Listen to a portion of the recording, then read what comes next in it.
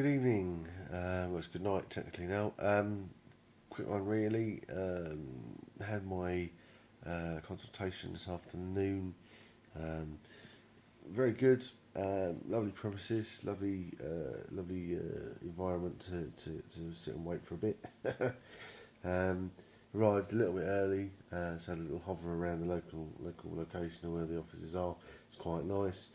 Um, we obviously sat around in the waiting room for a little while. It was a bit like a dentist. Everything was running a little bit late. But yes, when I walked in, they took the questionnaire that I mentioned in my previous video straight off me and handed me another chunk of paperwork to fill out.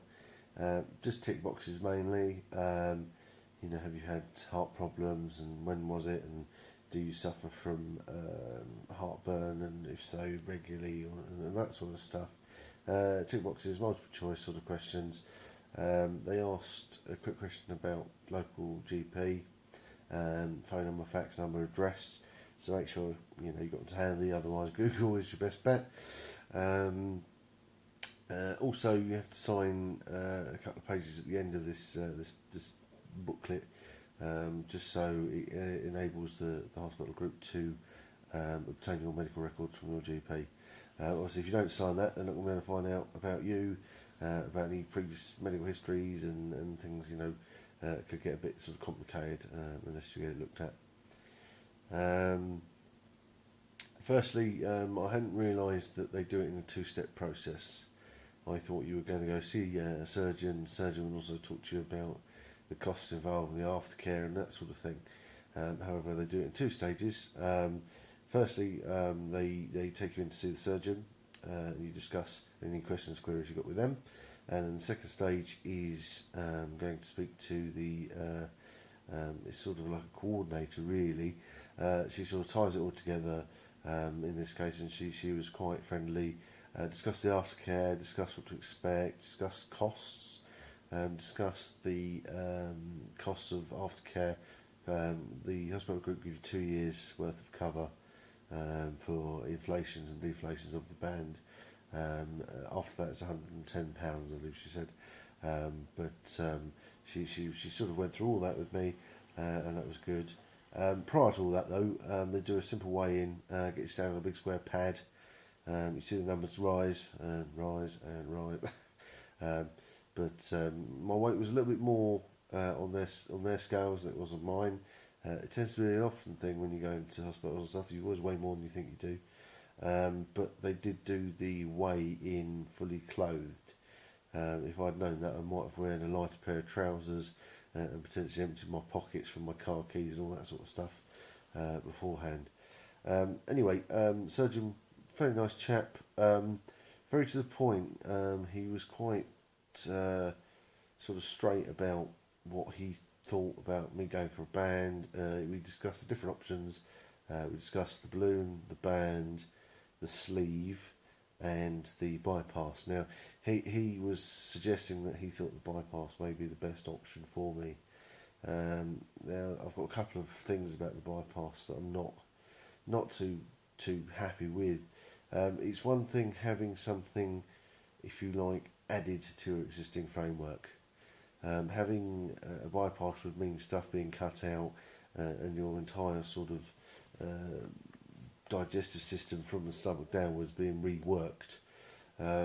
Didn't really appeal to me. It would cost more money, and actually I think the gastric band, lap band if you want to call it, I think it's a trade name, brand name, let's use that. But anyway, the gastric band will offer me all the same sort of benefits, but give you that flexibility and control. Now, she was the lady we spoke to. Was her business card. I have a business card somewhere. Typical, we need it. You haven't got it. Anyway, she was explaining about the relationship with food. Now, what I hadn't or wasn't aware of, this particular coordinator, she's actually had the gastric band herself. Now, she was saying she was one of the first in the UK to have it done when they were first trying them over here a good number of years ago.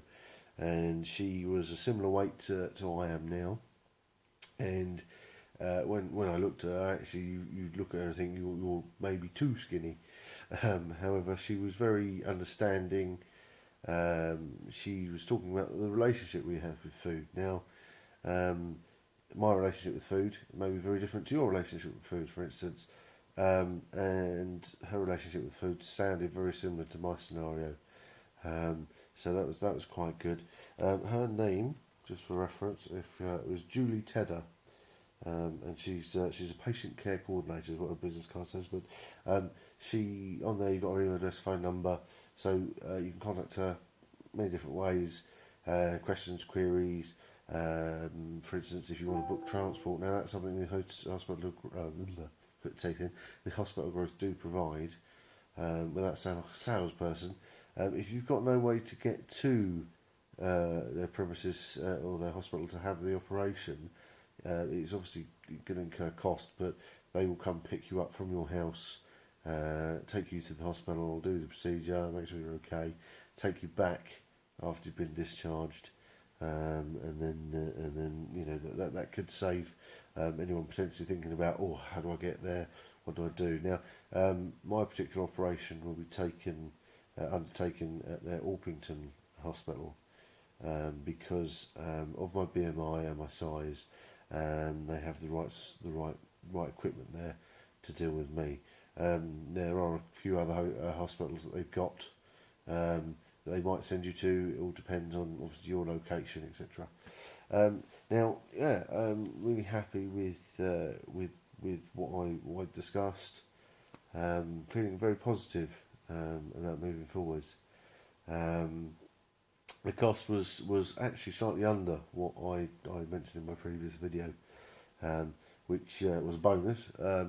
However, obviously, you can go into this thing wanting one thing, and as I say, they suggested we go for the bypass. Now, the bypass was a good £4,000 more expensive. So, you know, there's obviously that to consider along the journey. So, not every procedure is right for everybody. What I didn't know the hospital group did is they do all other sorts of cosmetic surgery. So there was people in there getting their teeth whitened. There was people in there having reconstruction surgery on their face, nose restructuring, all that sort of stuff. Other people there as well for weight loss surgery. But it's busy. So they do various other procedures as well, which is quite interesting. So, for instance, if I lose a good piece of weight, there may well be some excess skin, and part of their package is they actually give you a voucher towards cosmetic surgery afterwards. However, I'm not sure obviously what would be covered under NHS, and it's always a bit of a grey area. They gave me 4 dates in September, so we are now coming up to the middle of August. So you know, you're talking month lead time, which I was expecting sometime in November, maybe early December, but it looks like I'm going to be going forward a little bit sooner than I had anticipated. But that's great, that's fine. They'll conduct the surgery on a weekend, and the band fields can be done of an evening or weekend. They've got a number of evening slots that they can do it in, and also, you know, a number of slots at the weekend. Now, what they've suggested is that I have a review every 3 weeks for my band and fills. So I will go back and they'll top my band up every 3 weeks, and keep going forward like that. She suggested the consultant. She suggested the coordinator. She suggested that I'd probably lose most of my body weight within the first year and a half. So year to year and a half. Obviously following the diets. Now, they've given me a fantastic looking leaflet. I say leaflet, it's got a thick leaflet. That is purely about the weight loss surgery. Oh, sorry, it's backwards. The weight loss surgery.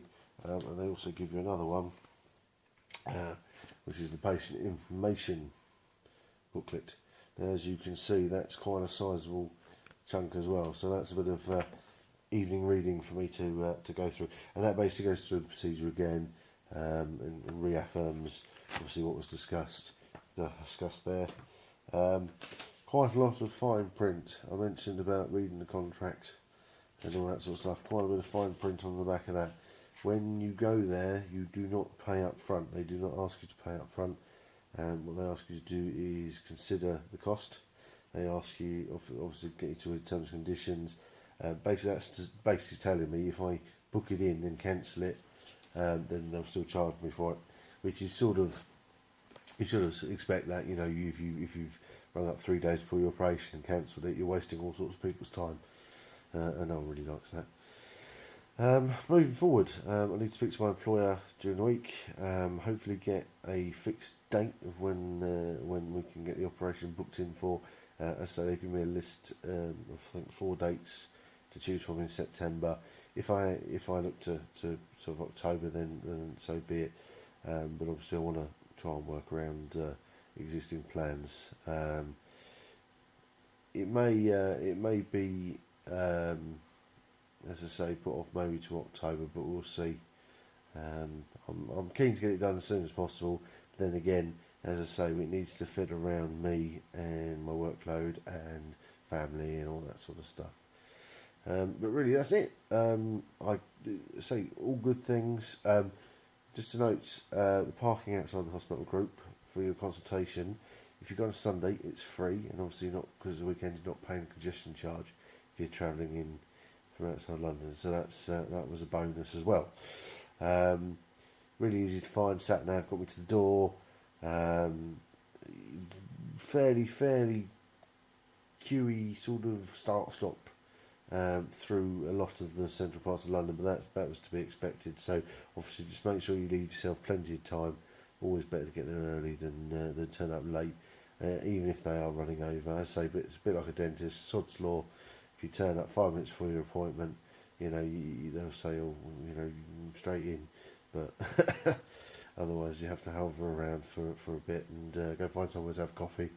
There's a number of coffee houses, you know, Starbucks, Costa, that sort of thing, Pret Manager, all that sort of stuff, within sort of a few hundred yards, really. So you're not going to be left without anything to do if you do arrive early. Yeah, I'll as soon as I've got a date booked in, I'll upload another video. I've circulated the link for this playlist to a number of people and on Facebook.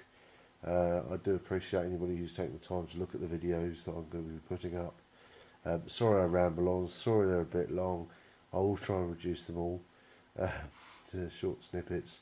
But as soon as I've got another update for you guys, I'll get it online. See you later. Bye.